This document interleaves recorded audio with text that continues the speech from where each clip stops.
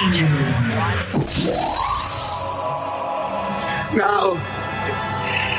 detonate the reality bomb!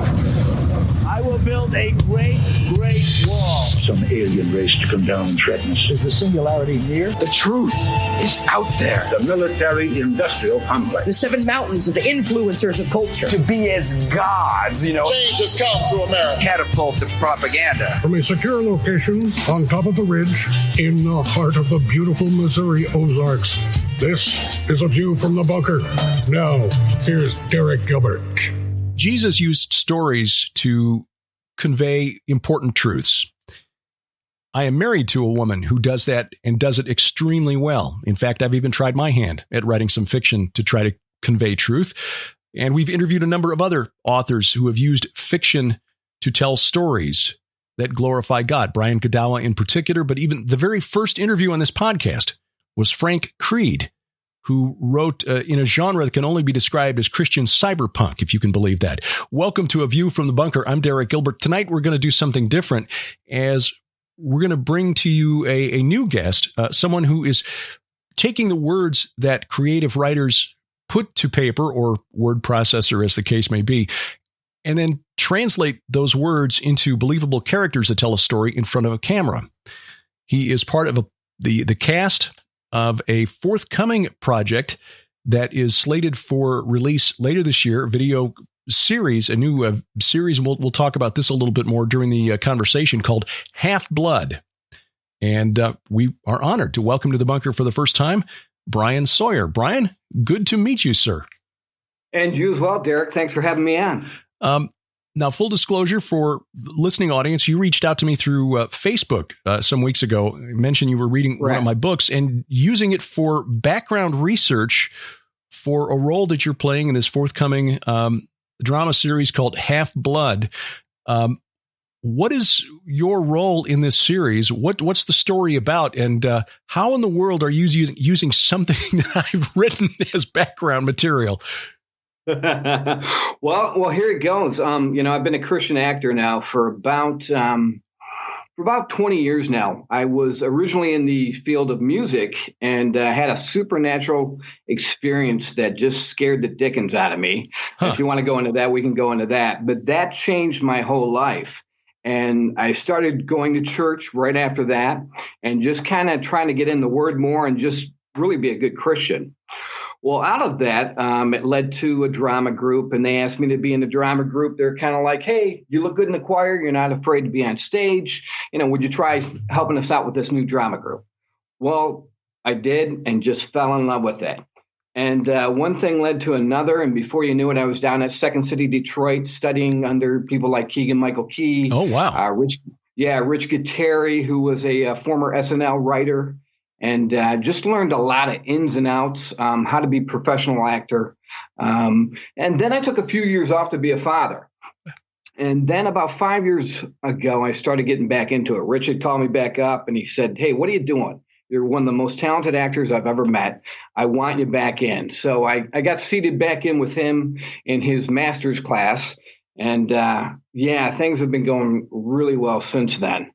So much to talk about. Yeah. But the character in this Half-Blood series, I am the lead male bad guy. My name is Erebus. Mm-hmm. And if you've looked up the definition of Erebus, he is basically the god of darkness. He's like a primordial deity, and he just represents darkness. It's kind of like the space in between earth and hell. And he's actually, I believe, doing a little bit of research, he's known as the son of chaos. Ah, okay. Mythology. Okay. Yes, son of chaos, brother of Nyx. And this is basically a vampire series. And when they first approached me on it, my initial reaction was, no, I'm not going to do anything that dark. And then I felt like the Lord asked me a question. And he said, Bryan, what is a vampire? Mm-hmm, mm-hmm. I thought about it for a second, and I looked it up, and it's basically, you can look up definitions on Google and get different reference points. But it's kind of a corpse who leaves its grave at night to drink the blood of the living, which in turn falls in line with the rituals of the fallen angels. And I thought to myself, well, that's interesting. So I went to the writer creator and I said, hey, tell you what, I was originally going to say no, but if I can make a backstory of Erebus, and if he can be a fallen angel, and me, I'm a Christian, and I'd love to bring some biblical text into this conversation. Would you allow me to do that? And she was like, wait, what did you say? I said, rather than having Erebus be a vampire, why don't we have him be a fallen angel? And he can be the one spawning the vampires and the werewolves.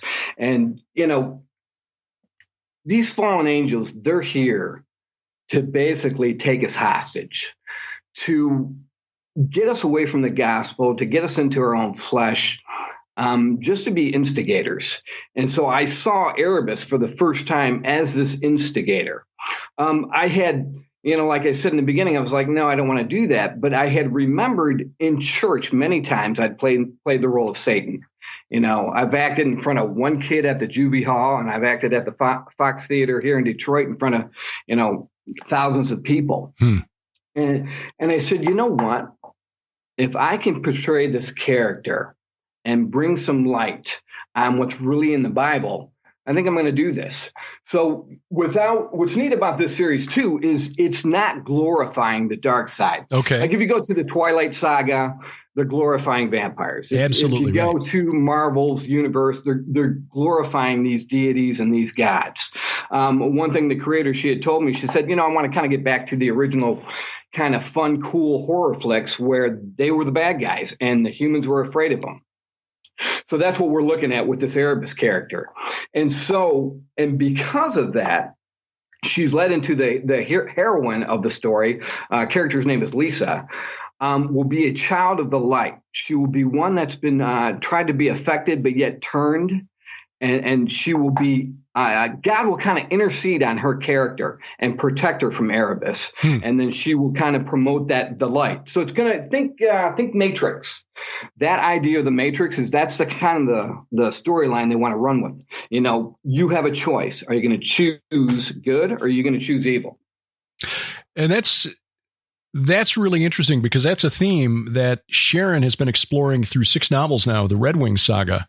Oh, really? And you might, not to plug my wife's books too often, but I don't think I do it often enough. You might find some interesting character study going on in those novels. No, this is a really interesting concept because you're right, and I wish I'd thought of this characterization of vampires. It's not original to me, but I cannot recall who I heard it from. Otherwise, I would give proper credit. But the vampire is essentially as antichrist as you can get, where, as you say, vampire is a corpse who sheds the blood of his victims so that he or she can continue to live forever, whereas our Savior shed his blood so that we can live forever.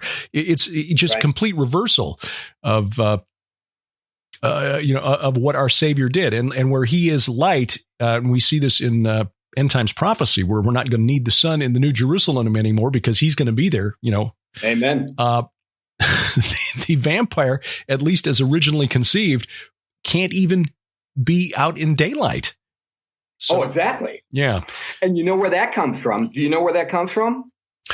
I did a little research on that. That comes from the Greek mythology, a story of a character named Ambrosio, who fell in love with a mortal, Selena. And Ambrosio at the time is mortal. Mm-hmm. And he falls in love with Selena. And after visiting, a legendary oracle in the temple of Apollo, he professes his love for her. And he asks her to marry him. Unbeknownst to him, Apollo is also in love with Selena, and Apollo becomes jealous and puts a curse on Ambrosio, and Apollo being the sun god, puts the curse on Ambrosio, causing his skin to burn whenever exposed by sunlight. Oh, yeah. And then it goes on with Ambrosio, petitioning Hades and who is it? Artemis. Artemis? Yes. Yeah. Yes. And getting help from them to basically get Selena back. And it just goes on. And basically she gets awake from Apollo. And the whole sales pitch is immortality. Sure. That's what it all comes down to. Yeah, it's been that since the garden. Immortality. You'll be like gods. Yeah, amen to that. Well, let's go back a little bit. What's your background in music, and what was it that basically jolted you off that track? Okay, well, you ready to get crazy, Christian? This is kind of my testimony. I grew up in the Baptist church. My grandfather was a Baptist minister. So, pretty straight-laced. He was a hellfire type minister. I mean, I remember being a little kid and crying in service when he'd get all worked up because I thought he was yelling at me, I can see that, yeah. So those are my memories of growing up as church. Well, later, just growing up, my parents divorced, and, you start being a teenager, you start getting off into the world. Mm-hmm. And I was at my graduation party, 18 years old, and there was a psychic there. Yes. And I got a reading from the psychic, and this psychic says, I don't know you, but something's going on. And in 5 years, basically, you're going to be rich and famous. Yeah. So selling that. Well, what she didn't know is at the time I was in a band and doing the music scene. And that led to songwriting. And through songwriting, I entered a competition with NARAS, National Academy of Recording Arts and Sciences, and ended up meeting Phil Collins's producer, Tom Washington. He's the guy who produced like Sister Studio for Phil Collins. And he also produced Earth, Wind, and Fire's horn section and all that. And in fact, I think he brought Philip Bailey and Phil Collins together for that song, Easy Lover. Yes. So I went down there. Yeah. So I went down there at this meeting in Detroit, and there's a line of people, and Tom's like, hey, I'm going to take some of your music. If I like it, I'll give you a call. So I had a 3-song demo and handed it to Tom Washington and said goodbye. A couple weeks later, I gave him a call, and he said, oh, you're from the meeting in Detroit. And I said, yeah. And he said, oh, I'm not interested in any of that music. And I said, well, okay, thank you. Thanks for your time. And before I hung up, he said, wait a minute. Are you the guy with this song and this song? I said, yeah, that's me. And he said, well, you're the guy I want to talk to. I want you to come to Chicago.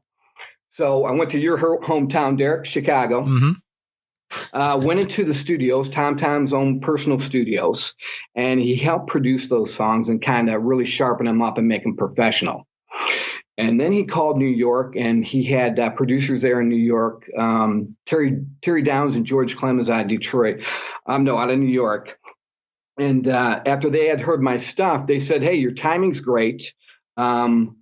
We're pretty sure we're going to make you our first artist off of a new record label. And I think at the time it was parented by Elektra or RCA, something like that.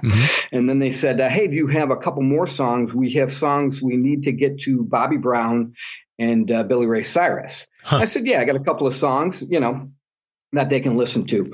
So that's where we're at. So I'm about, at the most, 6 months away from signing a record contract. I've got songs working on.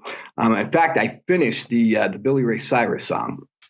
And I'm at home, and I'm laying on my couch, and I'm thinking about all of this. And I'm thinking about, wow, this has really gone smoothly. Like A, B, C, D, E, right in order. And I'm laying on my couch, and I start to doze off. I start getting in that place between sleep and being awake. And then it happens. What I guess would be called a vision. I wasn't quite asleep, so it wasn't a dream, but it was a vision. And part of me is looking at the ceiling, and my spirit. So my physical body is looking at the ceiling, but yet my spirit turns to the right, and I'm looking at the middle of the living room because I'm lying on the living room couch. And all of a sudden, a door opens up in the middle of my living room. Oh. Yeah, an interdimensional door. And it slides open and there's flames coming out. And this figure walks in. And this figure is on fire. And his face was blurred because to this day, I think, if I would have seen that face, I might have had a heart attack. It was just so fearful. And then right after that happened, a big, huge light, like you hear, comes through the ceiling and is covering me on my left. So I'm looking at two things simultaneously. I'm looking at the light, representation of God or even God himself, and I'm looking to the other direction, and this figure walks up to me, puts an envelope on my hands. I kind of have my hands cross my chest, and this figure puts an envelope on my hands. And I open it up, and it's the record contract. It's what I've been working for. Mm-hmm. And I get excited for a half second, and I say, oh, my gosh, the record contract. This is what I've been working for. I said that to myself. And this figure leans down and kisses me on the forehead. Now, Derek, to this day, that was 30 years ago. I can still feel that spot on my forehead.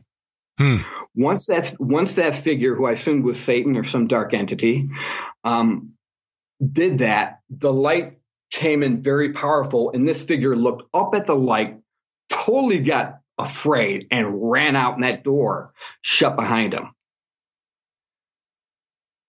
Suddenly it hits me. This is the cliche deal with the devil. Yeah, sign on the dotted line. Mm-hmm. And the presence of the Lord is there. And I'll tell you, in an instant, I jumped out of that couch, landed on my face first on the living room floor, and I came out of the vision and I said, Lord, no matter what I think I know, if you don't want this, I don't want this. So if you don't want this, take it away from me. Within 2 weeks of that vision, I got a phone call from New York, from this production company. They said, hey, Bryan, we don't know what happened, but Elektra, they pulled all their money out on us, and we're kind of flat on our face right now.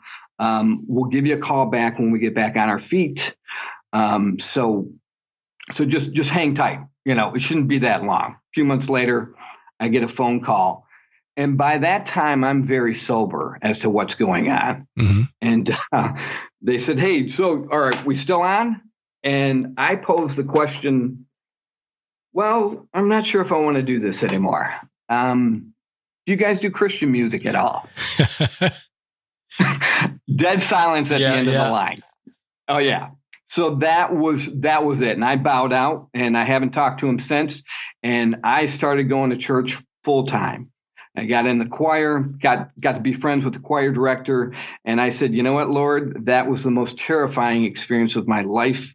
You lead my life now. So then I started my day job at Ford Motor Company 26 years ago, and I've been working there ever since. Well, out of that's when we come back into play, where I was singing in the choir, and they approached me and said, hey, you're not afraid to be on stage. Let's start a drama group. Mm-hmm. Well, that was my initial, and we had a really great drama teacher, Monica Christensen. She recognized a talent in me, which I didn't know I had. And boy, I'll tell you, we got the church. It went so well, the church started a community theater. And at some shows, we just had a line at the door. And I'll tell you, I don't know how many productions now that I've done at church and that have helped people come to the Lord. And it's just been a joy. And then there came the time when I felt like the Lord said to me, all right, Bryan, it's time to go professional. I want to make you better. So that's when I started going to Second City, and I started meeting all these other people. And long story short, here we are. It's interesting because just about the time that this was happening to you, my professional radio career was falling apart. And it was about that time that Pastor Casper McLeod was running into the same obstacle with his career. We're in a meeting with Ahmet Erdogan, who's a legendary figure in pop music, top 40 music, Atlantic Records, really? I think, told Casper, like, look, we want to, make you a star, but you got to quit singing about Jesus. And Casper said, no, that's not going to happen. And so now he pastors a church in a small town in Georgia, near Atlanta. Okay. But God works things around for his own purposes. I'm just curious now because, Keegan-Michael Key, I'm familiar with some of his work, not only on television, but also some radio stuff that he's done, some podcast comedy stuff that he's done, almost radio drama, but from a comic perspective. When you go into a group like that, you're working under somebody who is successful as a professional in the secular realm in acting, and you're letting them know, hey, look, I'm coming at this from a Christian perspective. How does that work? How does that play in that kind of environment? Well, with Keegan, it was very interesting. I had one major occurrence with Keegan. My first audition for Second City Detroit. This is a great memory. I went up on stage, and it was the first time I'd been at Second City, and did the audition. And I was coming off stage, and he ran across the room, and he grabbed me by the arm, and he said, "Hey, hi, I'm Keegan-Michael Key, and you are one of the most talented actors I've ever seen." He said, evidently he was moved by something to do that. And he said, all you got to do is learn how we do things here at Second City. He said, and you're going to go really far. So they look at it from a worldly perspective. Right. In the Bible, doesn't it say God gives the talents without repentance? And something to that effect. I'm not the best Bible scholar, but we get what we get from the Lord. Mm-hmm. And then we have to choose how we're going to use it. Right. Whether that, yeah. And so I think for me as an actor, there's such a passion now deep inside that I didn't know that I had. And so with guys like Keegan, and there's a driving force there. I don't know. I think we just have a choice. How are we going to use that driving force? Mm-hmm. I think it's there. It's a gift from the Lord. And then we're going to be accountable, I think, when we stand before the Lord, like, how did you use the talents I gave you? So, I can't speak for Keegan, mm-hmm. but there's a difference. And I can only speak for actors. Everybody has a passion where they just get so involved, and they say to themselves, man, why am I so passionate about this subject or this thing I do? I just think it's inbred from the Lord, and then you have to be accountable as a steward how you use it. I guess that's the best way to put it. Your story in that regard is similar to Sharon's backstory. She, and not many people know this, she doesn't talk about it often. I mean, she's got a degree in molecular biology, but that was really, her second career. She spent decades actually making a living by singing. Oh, no way. She fronted rock and roll groups out of the Indianapolis area for a number of years. Oh, wow. She was offered a contract to go on tour with George Jones back in the day when George Jones was at the top of the country music game. Okay. And she turned it down. She said, something felt wrong about it. These guys had dollar signs where the pupils in their eyes should have been. And and so she got out of it, went in a Christian direction, sang with a Christian group for a while, and just basically changed the direction of her life. And eventually she'd been trained to sing opera, decided she didn't want to be a diva, went back home, thought about it for a bit, and then re-enrolled as an adult at school. And that's when she got her molecular biology degree. But I mean, she was singing jingles professionally in Indianapolis. She had an opportunity. She could have toured as the opener for George Jones and become a Nashville star. I have no doubt. I've seen the talent in her family. There are a number of gifted musicians in the Ferguson family. But like you, something checked her spirit. Now, she didn't have a visitation from Satan, at least not that I'm aware of, but at least not on that occasion. But it's a similar thing. She's got this gift, and God just changed the course of her life to make use of the other side of her brain, I suppose. The thing that though that is, I think similar is the use of story to convey truth. We've spoken about this and talked with Bryan about this and his series of novels and his Hollywood scripts that he's written. Coming back to the forthcoming series Half-Blood, in which you play the role of Erebus, which I think is really intriguing. How do you go about preparing for a role like that when you're playing something that is so antithetical to what you believe? Because like I said, I have this passion. It's hard to explain with words. It really is. And I think with Sharon, she can understand this with the singing and everything. It's already there. I know it sounds crazy, but you say, how do you prepare? Erebus for me, I knew exactly right away. As soon as God posed that question to me, what is a vampire? Erebus was there. Mm-hmm. I had done and I drew on it from the one I did draw on it from was from a skit we did at church. It was for the youth group.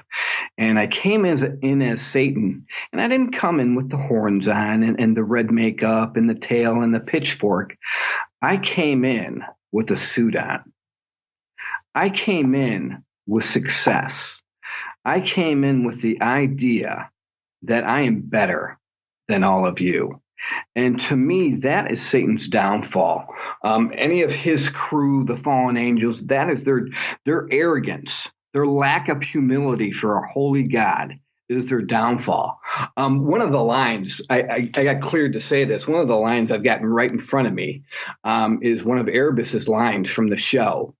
And he says to the main character, "You pathetic human, it has always been me. Since ancient times, having to stand aside and watch all of your ways and your flesh being created by that God, being here, trying to replace us."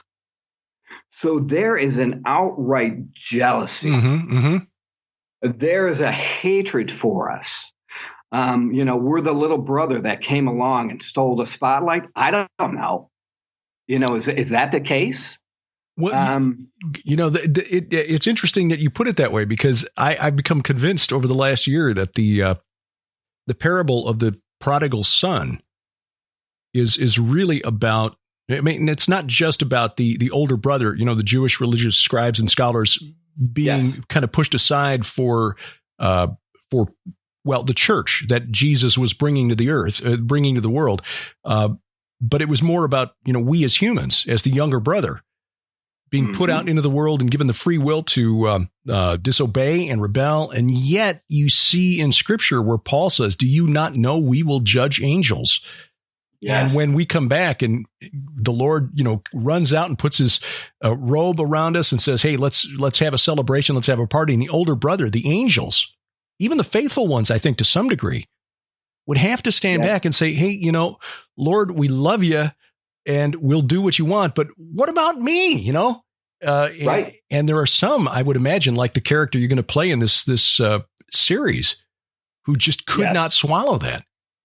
Oh, exactly. Huh. Exactly. It's funny at the end. I can say one other thing. At the end with the big reveal, Erebus, they try to kill him. The hero tries to kill Erebus, and she thinks she's successful. And Erebus is like, "You fool! Don't you realize I'm not a vampire? I am Erebus of the Elohim." Mm-hmm. Yeah, and they let me use that line. Oh, Erebus cool. of the Elohim. The understanding that he is not a vampire. He is a small g God. Right. He is part of that heavenly being who revolted. There are a lot of directions that can go. And I realize that you're not the writer of the series here. But are there plans to take this further, to introduce perhaps other Elohim into this storyline? I can say yes on that. Okay. All right. We've established in talking, I can't control everything, but I can give input on my character. And because of that, like I said, it was really neat when they said, well, wait a minute. What do you mean? Erebus won't be he'll be a what? And they said, hey, tell us more.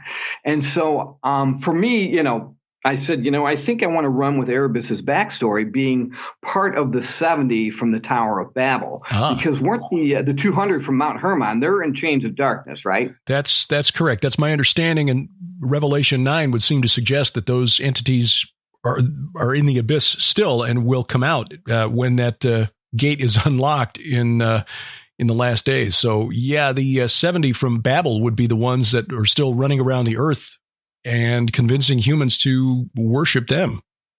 Exactly. And so that's the game plan behind my character, but not to glorify them, and this is a fine line. I understand this, and a lot of people may not agree.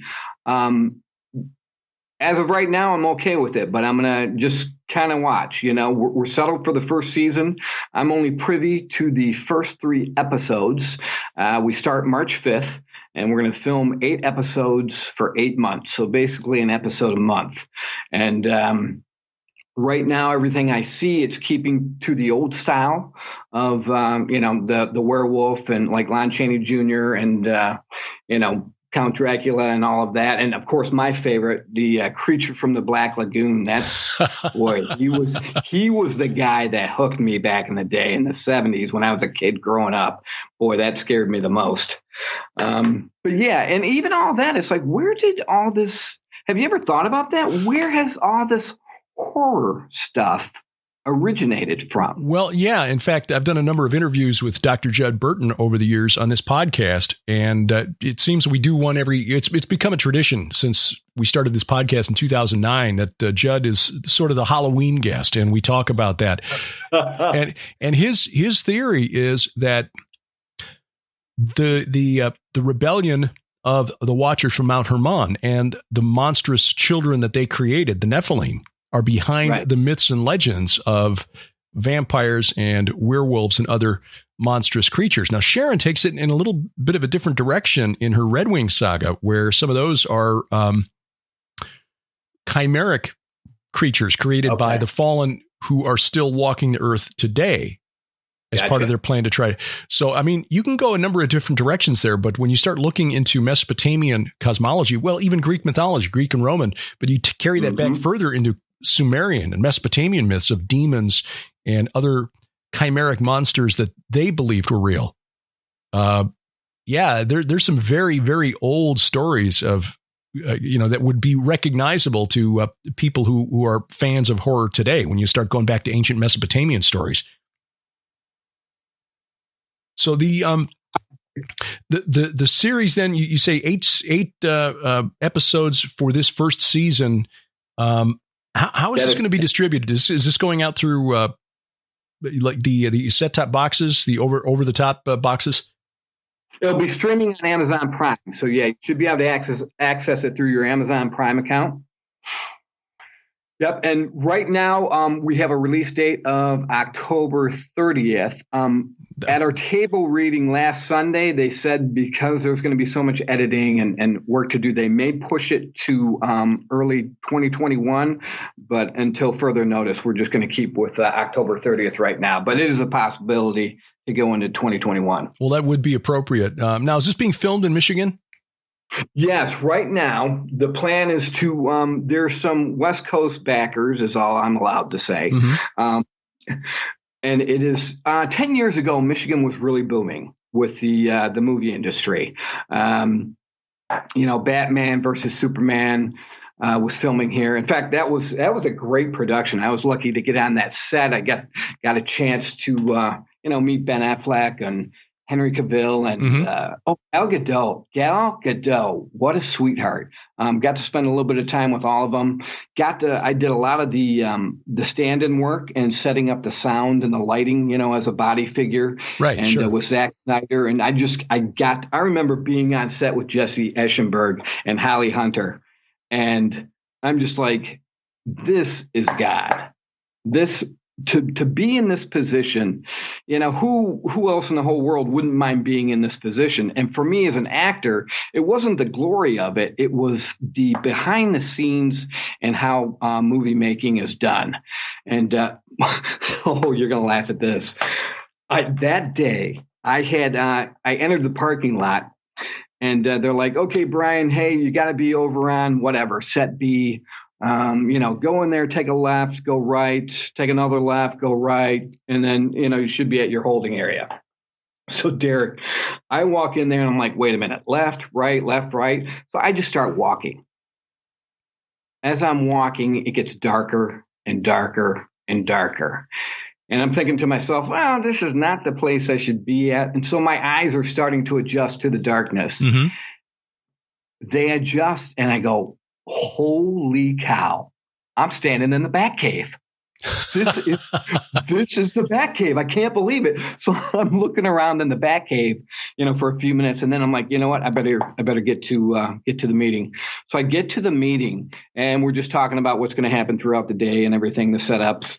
And in walks the AD, the assistant director. And he's like, hey, I got something to tell everybody. The press is, really out here a lot trying to get some info on the inside scoop. And what we're really trying to protect today is the Batcave. So don't even think of going into the Batcave. If you're caught in the Batcave, you're going to be kicked out of here pronto. So I just stood there and kept my mouth shut. So, which ended up being a great day on set with Holly Hunter and Jesse Eschenberg. So, yeah, that was one of my favorite memories. So I can talk about it now because the production's done. Sure. Yeah. So where do you hope this leads? I mean, this series, it looks like it could be really interesting, and especially the depiction of evil as evil rather than as glorifying evil, which again is something that Judd Burton and I have talked about, how the vampire's image, the werewolf's image has been rehabilitated over the past 40 years or so to where they're now just misunderstood heroes. Where do you hope this experience with the forthcoming series Half-Blood takes you? Well, in a professional career, to be honest with you, I hope it leads to more opportunities. As an actor, as a Christian actor, I want to do family friendly. I'm really good at comedy. I hope it leads to some comedic gigs, so to speak. And really, the Christian movie making business, believe it or not, Derek, it's harder for me to get into right now because even the Christian filmmaking, they're still reaching out to the more prominent stars to maybe be the lead character. Sure. So, maybe 2 years ago, I used to really have to hustle. Now I'm starting to get to phone calls, so it's kind of cool in that aspect. But I would like to do, some faith-based films and family-friendly films. I don't want to be known. When I did one of my evil characters, I come off a stage at church and a kid runs up and basically kicks me in the shins and says, "You're a bad man."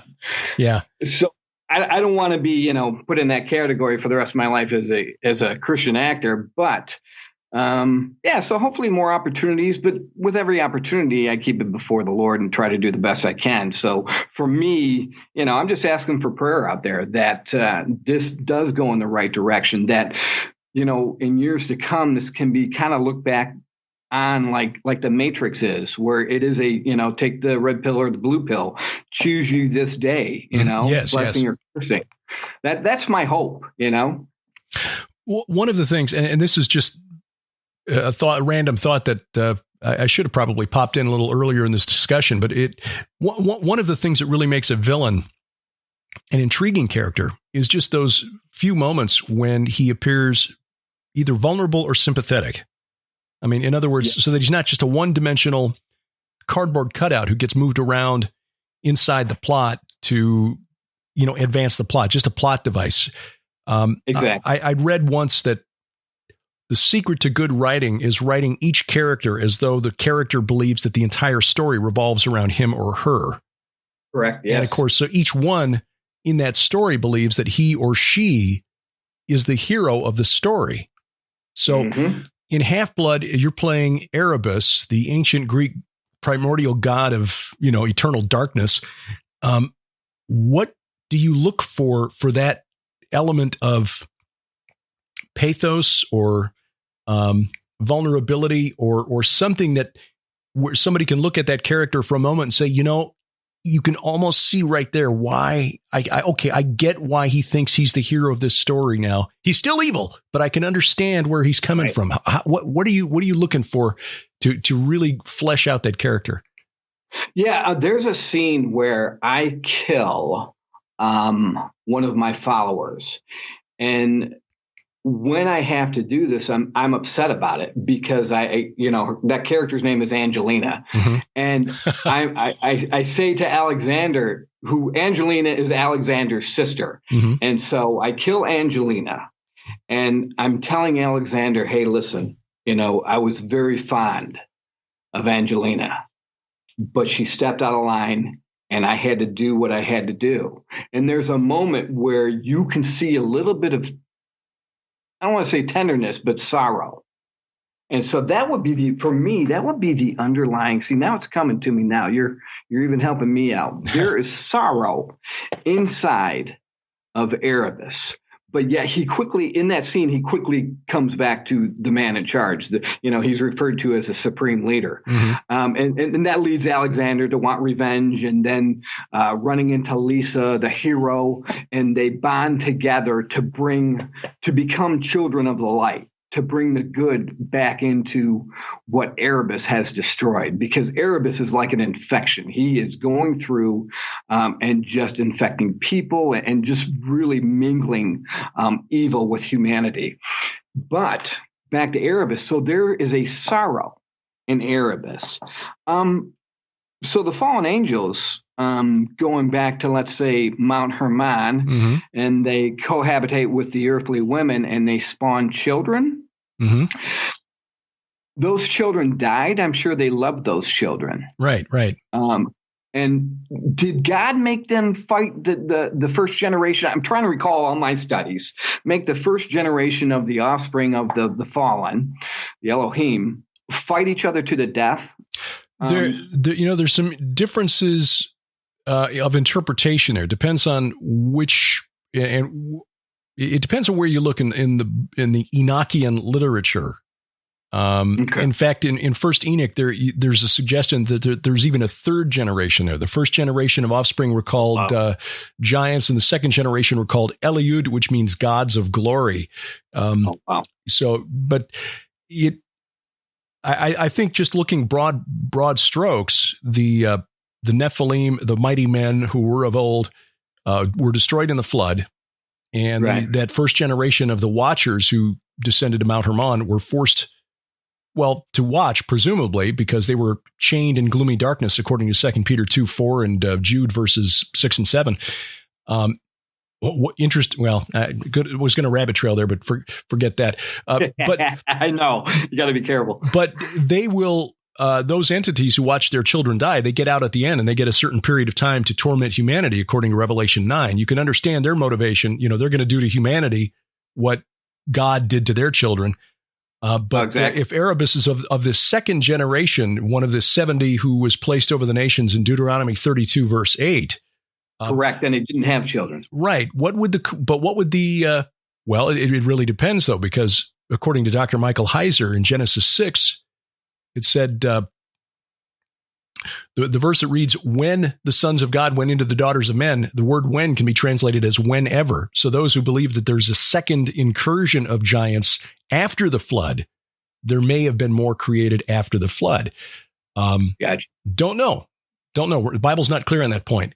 The question I have is, and Sharon and I kind of wrestle with this, what relationship do these second generation Elohim have to the first generation that's in the abyss right now?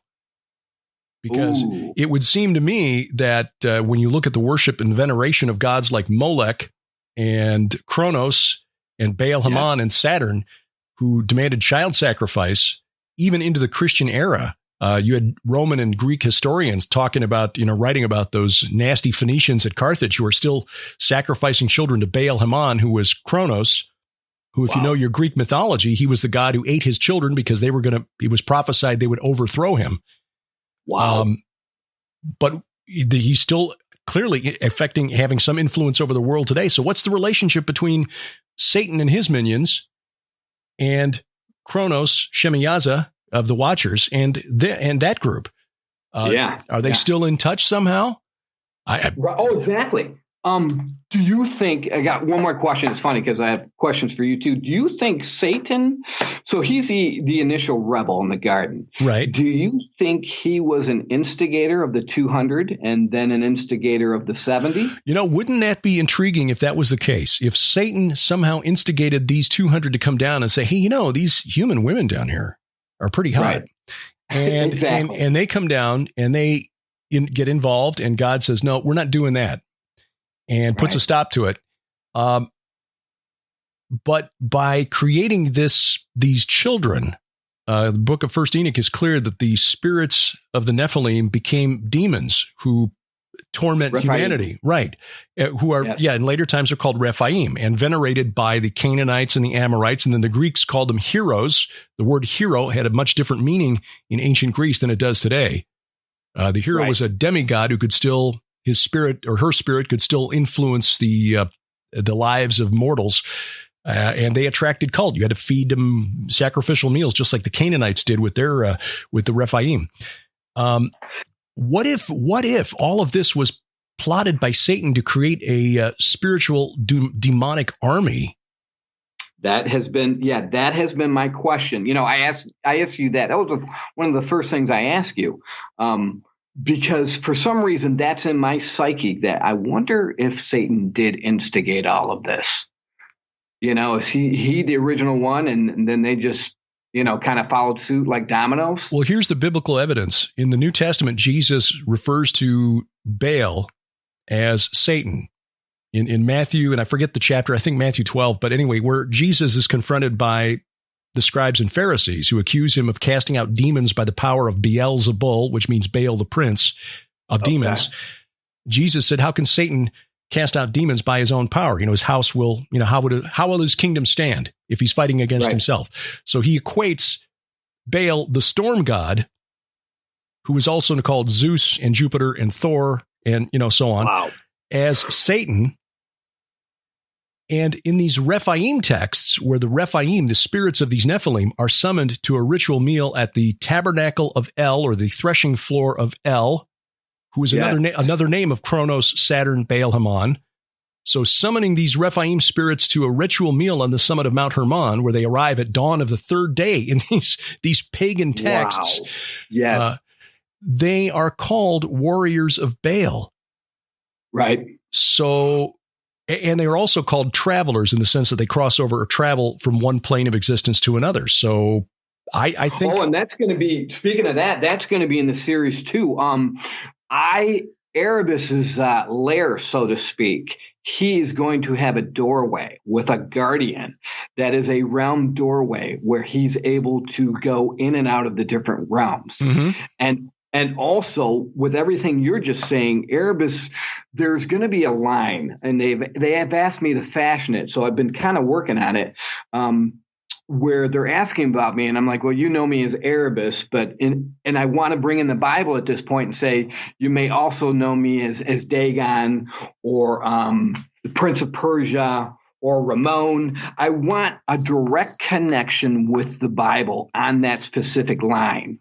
So if Erebus is under Satan, then he couldn't, because Dagon was also Satan, correct? Well, I argue that Dagon is another name of El, Kronos, Saturn, Baal, Haman, that it's all the same entity. Dagon is also Enlil. The Hittites and Hurrians called him Kumarbi. That was the generation that wound up in the netherworld. Dagon, in fact, is called Lord of the Corpse in some of the texts that have been found. Okay. Because I know there's a story of Dagon in the Bible. Mm-hmm. Then there's a brief mention of Ramon where the centurion or the soldier brings back the dirt. Yes. Yeah. So Baal Ramon, which means thunderer. Yeah, that was Baal. Okay. I want to spotlight a couple of those Bible stories in my line. They said I can fashion it however I want it to. So I want to say, well, you know me as Erebus, but I've also been known in biblical times as Dagon or as Ramon or something of that nature. So I'm looking to write that line.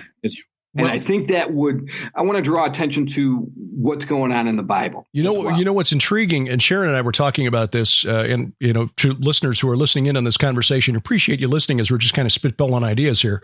But I find these kind of conversations interesting, and hopefully the podcast audience does as well. For our program Monday, Unraveling Revelation, we talk about the first rider of the apocalypse.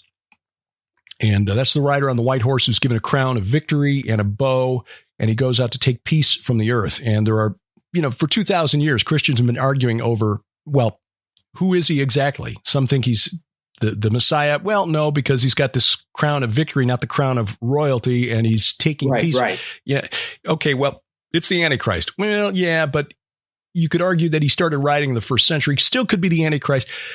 We argue that this is the Semitic god called Resheph. Oh, Resheph. I haven't heard of that one. Resheph was known in Babylon as Nergal. And he was a warrior with a bow. He became the consort to the queen of the netherworld, Ereshkigal.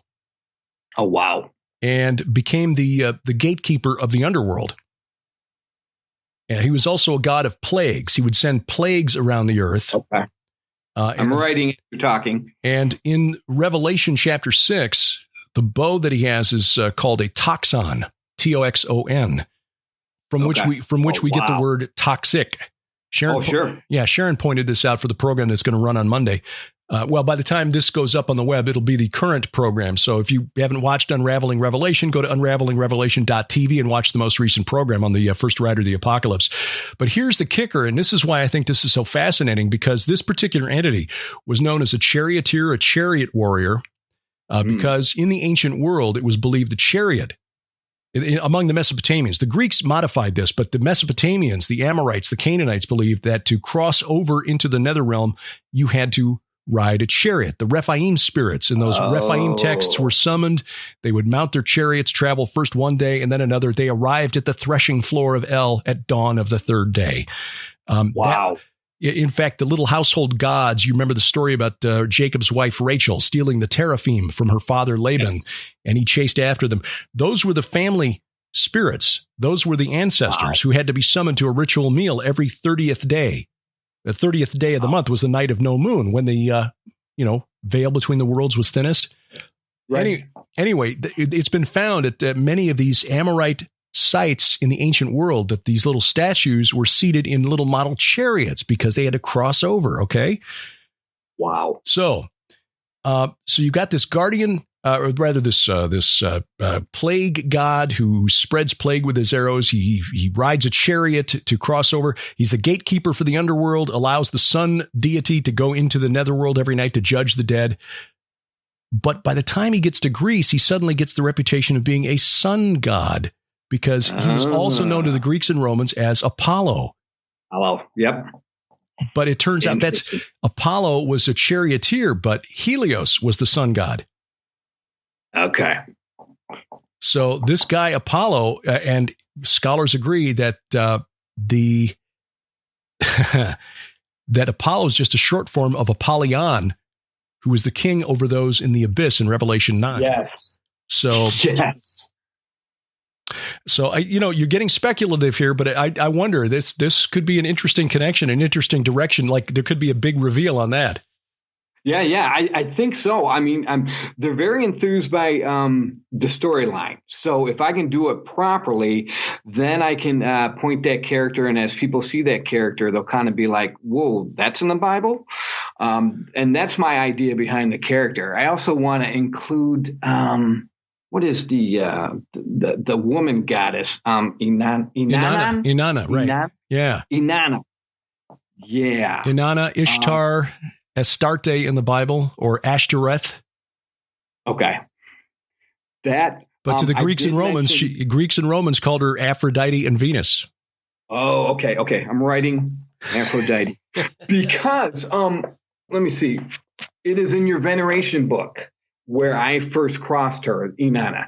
And then right here it says about Aphrodite and Ishtar. Okay, because what you've got lined up in this book is so much comparable to what's going on in the world today. Yeah, you have a line here. The true whisperer in the ears of CEOs, inventors, sovereigns, and even factory workers. She loves war, sex, violence, and power. I mean, that is what's driving this world, basically. Right. You know, to be famous, to be rich. I mean, if we look at social media right now, that's, are you an influencer on social media? That's what it's all about. It's everybody not caring about their neighbor. It's about making a name for yourself. Right. And so these entities have got us in an upside down world according, against what God had originally intended. Yeah. And credit where it's due. Sharon wrote that about Inanna. She's done the heavy lifting research on that entity. Wow. She is got a long and bloody history in this world and wanted not only to be the queen of heaven, but you'll see in there also to be the queen of the underworld, which is why the ancient Mesopotamian myth, Inanna's descent into the underworld. So, wow. Yeah, some really dark stuff there. And it sounds like if the writer of the series is open to this, there could be some really interesting stuff explored. Again, this is what Sharon's doing in the Red Wing saga, but hers is set in Victorian England, Jack the Ripper's day. Whereas this, I presume, is the forthcoming series in which you play Erebus is set in present day. Yes, it is in present day, and there'll be some back in time scenes to give some backstory to Erebus, where he came from, sure, how he came to being, and what his purpose is. And the idea is Erebus the Fallen. When they do some flashbacks. Well, here's a connection, and do a little word search through the Old Testament here. John points out very specifically in Revelation 9 that in the Hebrew he's called Abaddon, which means destroyer. Okay. And you'll find in Job 26 a reference to Abaddon and Sheol put together. So there's more connection there. If you connect Apollyon to Abaddon, more of an underworld connection than his current reputation, which is he even in Greece, by the time of the Greeks, he was considered the Greek god par excellence. He was the epitome of what Greek youthful manhood was supposed to be. And yet when you go back into his history and trace him back through Resheph, gatekeeper to the underworld, and plague god, and then Nergal in Babylon. Right. Ooh, yeah. Not quite so much. This is really amazing, Derek, because, 5 years ago, I had an experience. I was at work, and I work for Ford Motor Company. I'm a machinist. And from time to time, I would think about, giving up the music industry. And I'd be like, Lord, I know it's worth it in the long run. I've got my day job now. You've always provided for me. I'm so very thankful. And then when I stand before you, I'll have a clean conscience. And there was a moment 5 years ago when I was just kind of dry. And I was like, Lord, I love you. And I know you've got me in the palm of your hand. But I don't mean to be rude, but right now my Christianity is so boring. And I'm like, this can't be all there is to Christianity. Now, mind you, my background being in a Baptist church and just getting the word, getting nothing spiritual. And then I have that experience in my early 20s. Mm-hmm. And I just set my face to learn about Christianity, be solid in the word. And then 5 years ago, I'm just kind of dry. And I'm like, Lord, what's going on? Well, that moment has led to all of this. I met a man at work who introduced me to the book by Tom Horn. And was it Chris Putnam? Yes. On the Path of the Immortals or something? Right. And that's what started all of this. Believe it or not. And so I've been trying to learn. I'm not you, Derek, and I'm not Dr. Michael Heisner, but I'm learning. And it's funny how this has all come together at this particular time.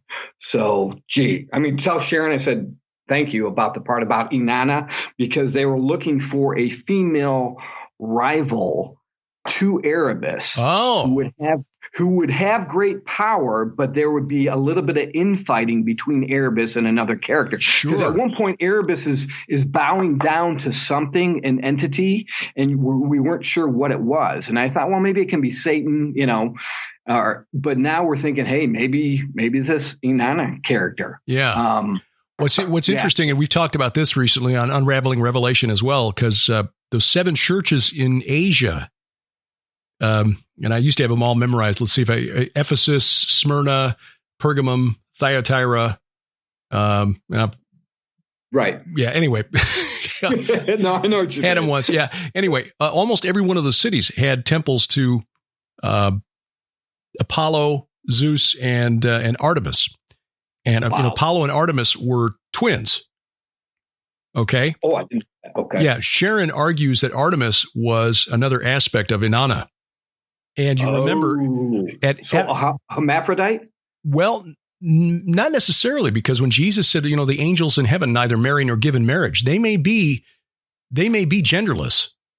Okay. They just choose. They have to choose when they manifest to humanity, because we're binary, despite what the mainstream media and Hollywood is trying to tell us.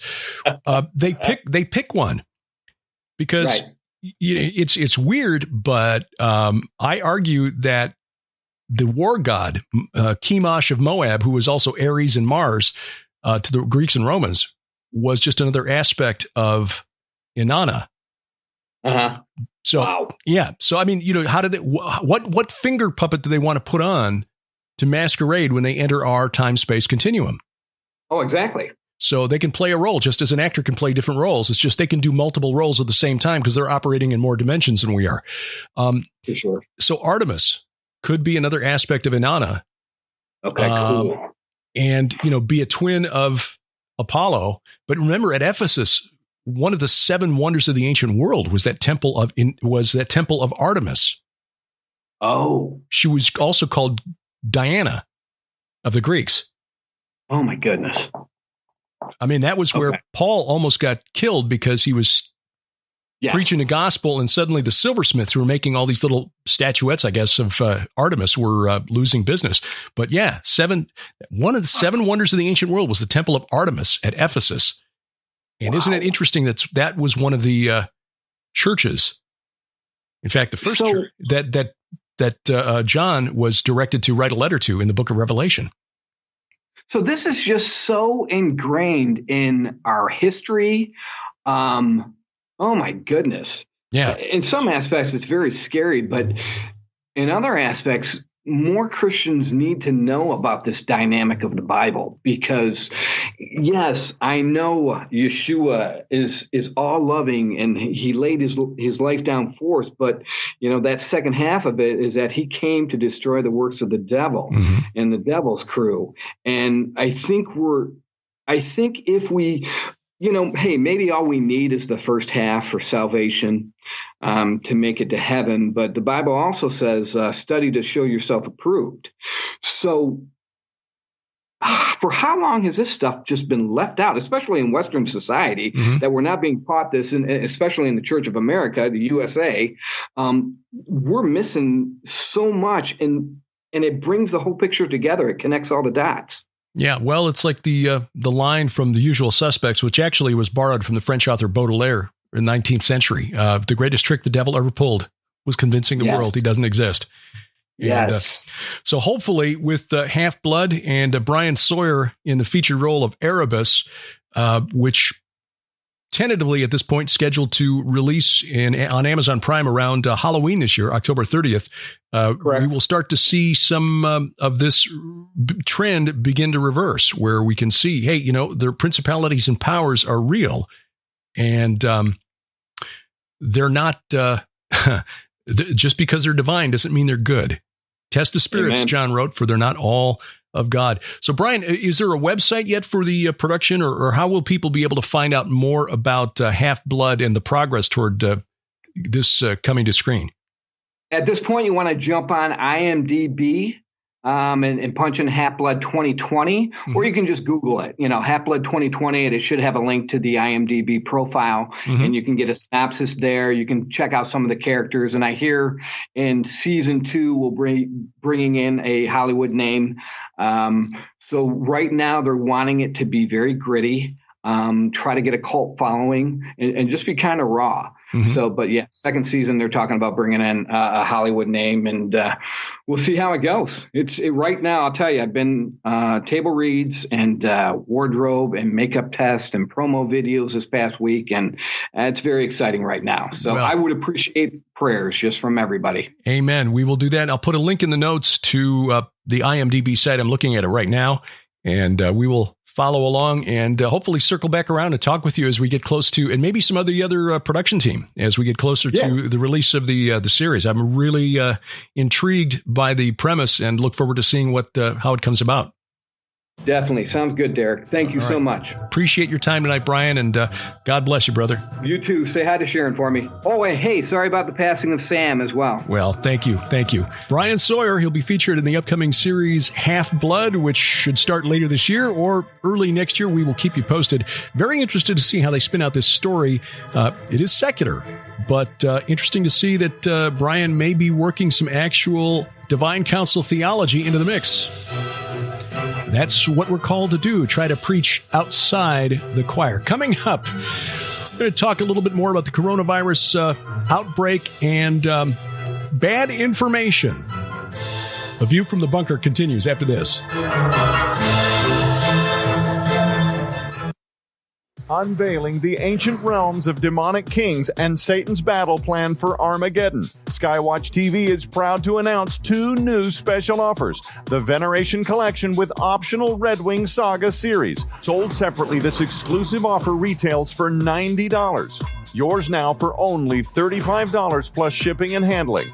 But wait, now you have the option to upgrade and expand your collection by including all 5 previously released books in the Red Wing Saga. The expanded collection, which includes all 8 books and the Search for the Rephaim DVD documentary, holds a retail value of $190. Yours now for your donation of only $100 plus shipping and handling. So don't delay. Order the Veneration Collection with optional Red Wing Saga series now. Available at SkyWatchTVStore.com or call 1-844-750-4985.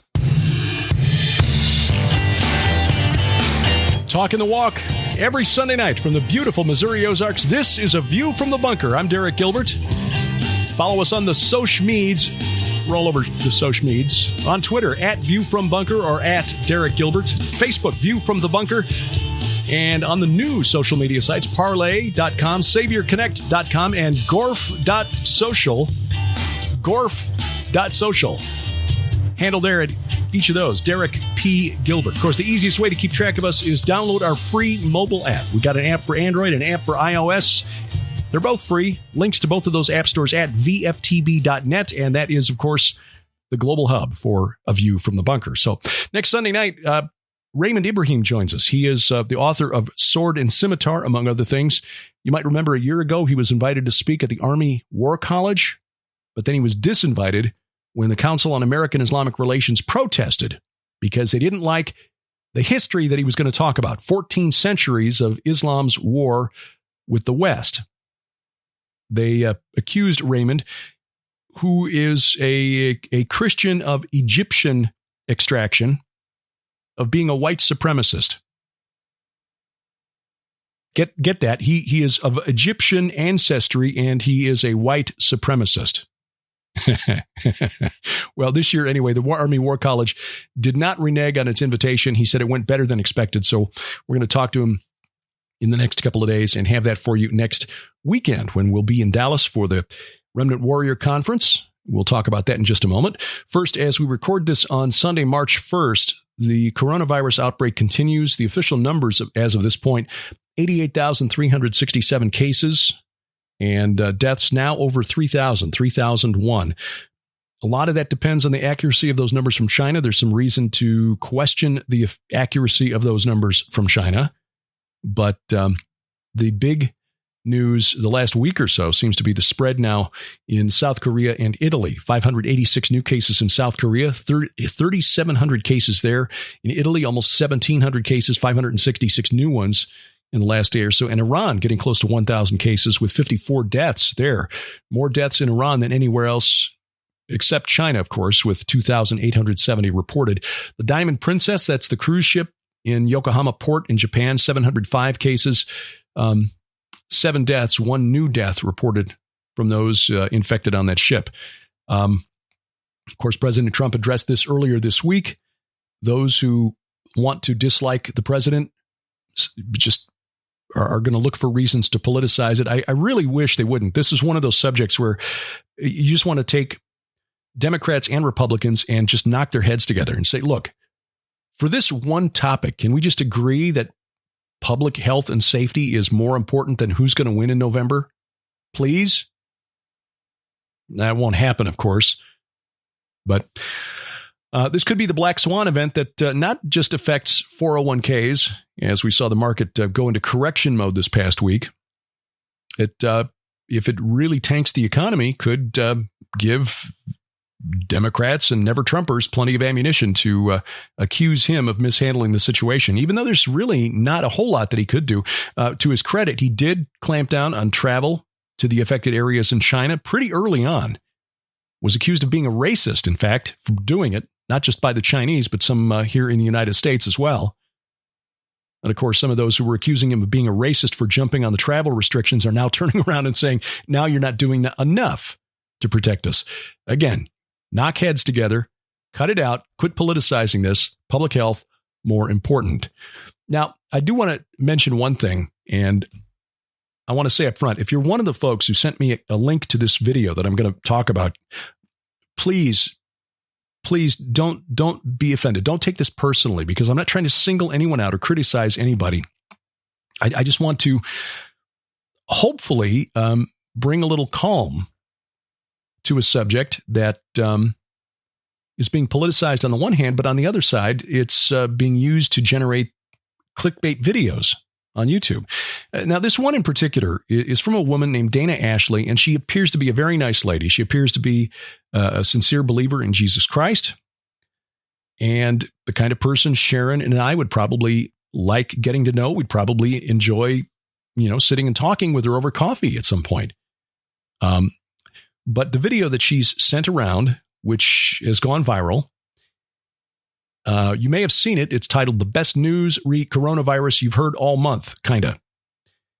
And in the video, she essentially claims that the reason this virus broke out in Wuhan, China, is because the Chinese were given mandatory vaccines last fall, which contained replicating digitized controllable RNA, which was activated by 60 gigahertz millimeter 5G waves that were turned on in Wuhan,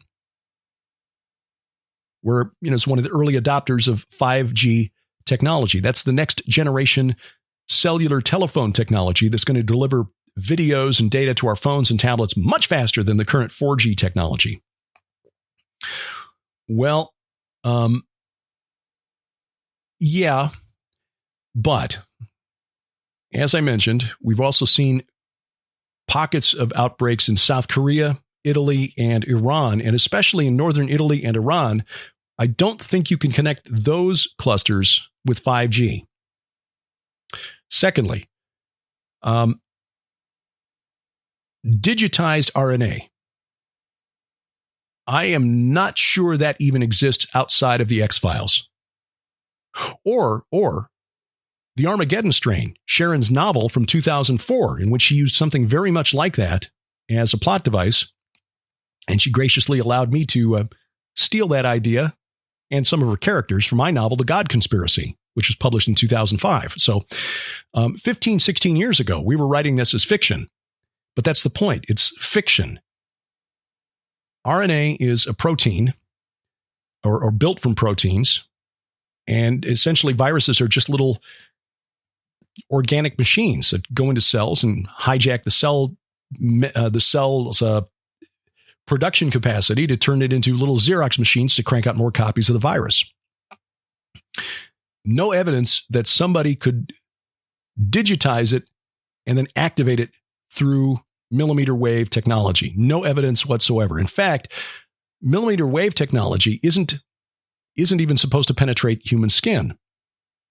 Now, Sharon and I have talked about 5G on Sci Friday, and there are some legitimate questions about the long-term health effects of bathing in 5G radio waves. But the reason they use this millimeter wave technology for 5G, which, by the way, is the same kind of radiation they use when you go through those scanners at the airport, you know, the ones that generate the nude images of you for the TSA employees to look at.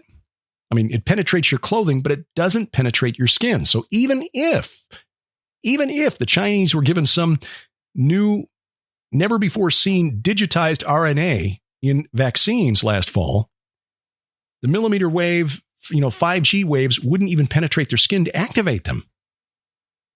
So not quite sure where Ms. Ashley is getting her information. But it doesn't seem to match the technology. Yes, and I know you can say, okay, look, DARPA's got technology that's 50 years ahead of what we know. Yes, I know that. But until we've got some evidence to base these claims on, let's not put information out there based on speculation and get people freaked out. As far as we know, number one, the biology of RNA doesn't work like that. Secondly, these 5G radio waves aren't supposed to penetrate the human skin. And thirdly, some of the areas showing a lot of clusters, a lot of infected people don't have 5G technology. So be not afraid. Take this seriously. There's no question this is a serious thing. I mean, credentialed epidemiologists who are not in positions, not in jobs where they would likely hype or sensationalize the outbreak, like a Harvard epidemiologist, the head of the chair of the public health department at Hong Kong University, both saying that we could see as many as 2/3 to 70% of the world infected by this strain of coronavirus before it's all over. I mean, that could be 5 billion people getting sick. Now, if the case fatality rate that we've seen, which is about 2%, is accurate, and we don't know that, but if it's about 2%, that means 98% of us who catch it will survive.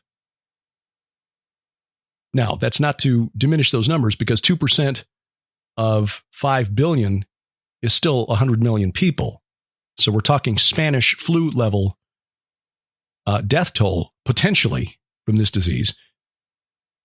So you do want to take some basic preparedness steps. And actually ready.gov, the government website that FEMA has set up, actually has a fairly decent basic list of things you want to have on hand. Non-perishable food, basic medical supplies. And the time to stock up on those things is right now, before everybody's rushing to the Walmart in panic. Do it now. Be prepared in case you got to hunker down for a week or two. And don't stress. That's one of the excellent tips that Daniel Belt gave on one of the programs we recorded for SkyWatchTV this week, 5 and 10. Get enough sleep. Don't stress about this, because one of the surest ways to make yourself sick, to weaken your immune system so that you're susceptible, if not to this, then to something else, is to stress over it. If you're prepared, I mean, humanity has survived things like this in the past. Spanish flu 100 years ago, the Black Death of the Middle Ages, which may have taken out as much as half of Europe. Humanity has survived. We will survive this. This is an opportunity for the church to step up and show others what we're made of, which hopefully is the love of Christ. And that's the bottom line here. So again, not trying to criticize anybody who sent this to us. Sharon and I appreciate you watching out and trying to catch these things, but basic biology and the evidence of the places where this disease has been spreading does not support the thesis that this is somehow connected to 5G or smart dust being sprayed on us in chemtrails, which I guess is also part of this claim. That's science fiction stuff, to the best of our knowledge.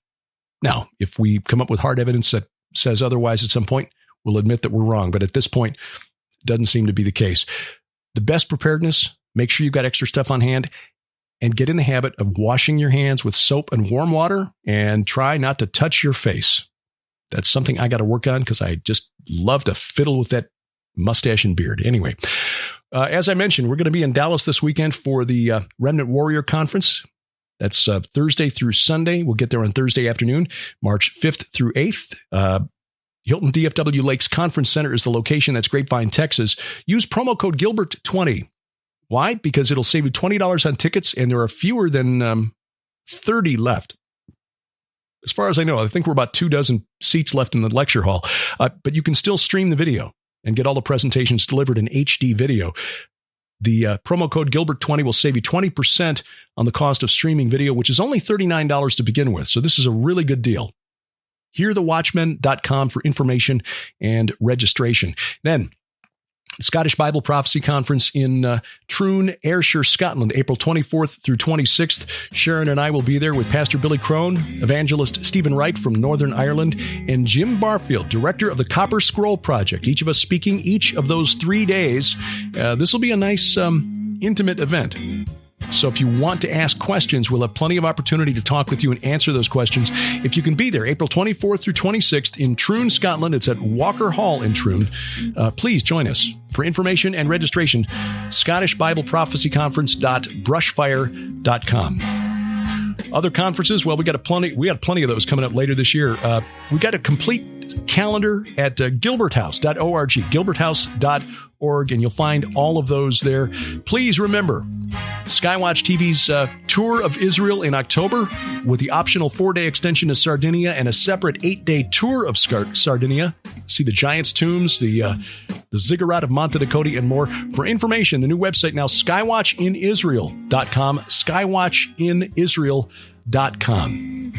Hope you've enjoyed the program. Please leave us a review at Spreaker, Stitcher, iTunes, iHeartRadio, Spotify, or wherever else you find us, which is wherever fine podcasts are sold. Give our Facebook page a like. And remember, A View from the Bunker is a production of Gilbert House, released under Creative Commons Attribution, Non-Commercial, No Derivatives 4.0 International License. Our opening theme, Iron Bacon by Kevin MacLeod, his website, incompetech.com. Our announcer, DC Good. Next week, Raymond Ibrahim. We wrestle not against flesh and blood. I'm Derek Gilbert, and this is A View from the Bunker.